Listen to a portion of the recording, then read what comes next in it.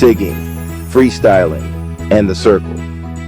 We used to sit around clowning each other, cracking jokes that hit like Bernie Mac in Don't Be a Menace to South Central, while drinking your juice in the hood. I can still hear him, playing that black cop who hated black folks, yelling, "I hate Whoopi Goldberg's black ass gums. I hate Forrest Whitaker's neck. I even hate black pepper." That line always killed me. So simple, but so over the top. And that's the same spirit we had when we were joking on each other. That's how Vincent picked up the name Nuke. Fat Chris, pork chop, said he was so black it looked like he got hit by a nuke. And from that day on, the name stuck. Years later, I saw him on Facebook, still rocking it. Vincent Nuke Sylvester. That's how strong a nickname can be. It follows you your whole life. And Pork Chop had the wildest origin of all. His mama gave him that name when he was a kid, saying he was so ugly they had to tie a pork chop around his neck, just so the dog would play with him. If your own mama hits you with a joke that savage, you grow up bulletproof. That's why he could cap on anybody, anytime, and nobody was safe. He was the kind of white boy you looked at and thought, what in the hell did that white guy do to get all those black dudes respect? He was big, he was tough, he was funny, and he didn't care what came out of his mouth. That's how Nuke got his name. That's how Dante became Booty Chin. Dante had a cleft in his chin that looked like a butt, and to make it worse, he looked like Steve Urkel. Pork Chop tore into him mercilessly. Booty Chin. Go wipe your chin, you got some shit in it. And just like that, Dante was Booty Chin for life. Then there was Black Chris, short and fat, but determined to be a rapper. We were teaching him how to put lines together, and sometimes he'd surprise us. He once dropped, "I'm short and round, but my rhymes stand tall. I'll still smoke you while I'm reaching for the ball." It wasn't Rakim level, but it hit enough to make the circle laugh and nod. And then there was me, just learning the art of sigging, signifying the dozens. I didn't know how to really do it at first, so I came out of left field with anything that popped in my head.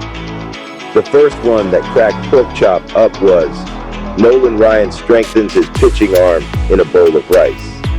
It didn't even make sense unless you'd seen that commercial of Nolan Ryan punching into rice, and then mixed it with Marcellus Wallace in Pulp Fiction, talking about finding Bruce Willis in Indochina, hiding in a bowl of rice, ready to bust a cap in his ass. But somehow it landed, and the whole crew broke up. That was the thing about our circle. Nuke, Booty Chin Dante, Black Chris, Pork Chop, Vicious Dog, and me. It was a mix of nicknames, jokes, and remixed culture. We bent music around it too. When the Ghetto Boys came on, it was dark as night on the streets. My hands were bloody from punching on the concrete. We shouted over the tape, flipping it into our own. It was dark as Nuke on the streets. Our hands bloody from punching on the palm trees. Ramon's spot. Sometimes it wasn't just jokes. We'd drift into other houses, other circles, like Ramon's spot over in Village Green, same complex where Chris lived, across from Amsterdam Gardens. Mexicans in our neighborhood almost always sold weed, and Ramon was no different. We were sitting around waiting for him to weigh up. Bone Thugs playing loud, smoke in the air. His little brother Raymond, who we called Little Half Ounce, was trying to spit with us, dreaming of being part of the circle. That's when Chris cracked, "Yo Ramon, turn it up a nacho." The whole room fell out laughing. It was stupid, it was random, and it was perfect. That's how those sessions went. Sometimes jokes, sometimes raps, always a cloud of weed thick enough to swim in. The Vice Lord Cypher. And then there were the nights where it wasn't just laughs, it was survival. The night I got jumped into the Vice Lord started when Mac 10, who was also known as Tension, the original Mac 10, brought me to a dope house. He was showing me what it meant to be a Vice Lord, introducing me to the rest of them, explaining the rules and the structure. We were upstairs where two dudes were cutting up rocks, bagging dough, moving quick. The little one kept pushing, talking slick, until the big one snapped. He said, "On the fin, I'll throw your ass out this fucking window." On the fin meant on your word, but it was deeper than that. Fin stood for 5, and the vice lords were under the 5. 5% nation, 5 major rules, 5-star logo, pentagram. If you said something on the fin and didn't follow through, you'd catch 5 hits from every member. That was the weight of it.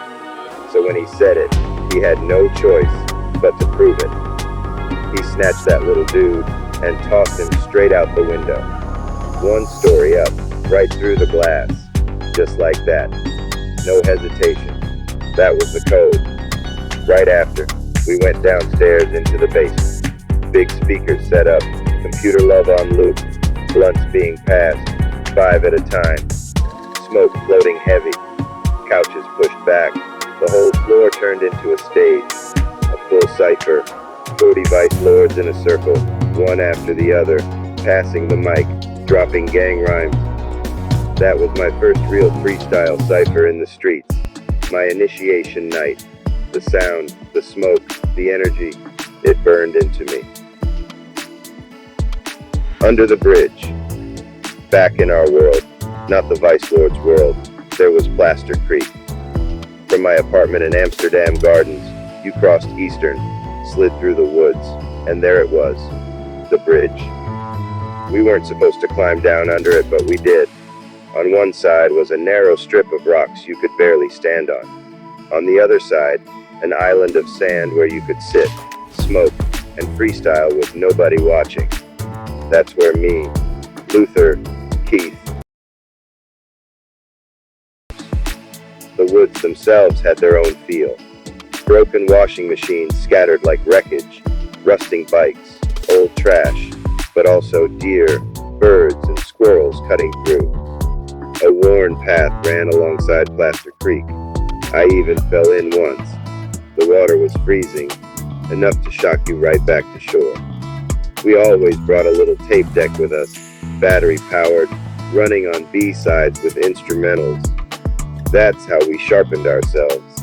Instrumentals, smoke, and the sound of water under the bridge. One day, Keith looked across at a patch of concrete tagged with some weak graffiti. He said, "We need to put our logo up there." A week later, he came back with spray paint and somehow made it happen. The GFN mark, high on the wall. Later, he showed us the path over the rocks. That's when I put my own name up, Flav Rock, circled tight. Vicious Dog marked his too. It was the era of Wu-Tang, everybody chasing their own logo. That wall under the bridge became ours.